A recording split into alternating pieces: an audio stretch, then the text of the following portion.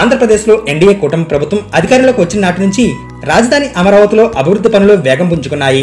మంత్రి నారాయణ దగ్గరుండి రాజధాని పనులు పర్యవేక్షిస్తున్నారు.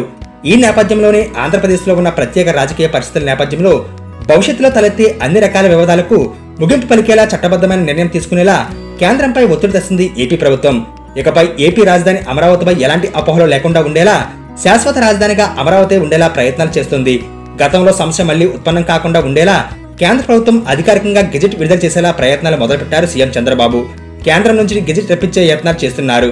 గెజెట్ అంశంపై పురపాలక శాఖ మంత్రి నారాయణ క్లారిటీ ఇచ్చారు.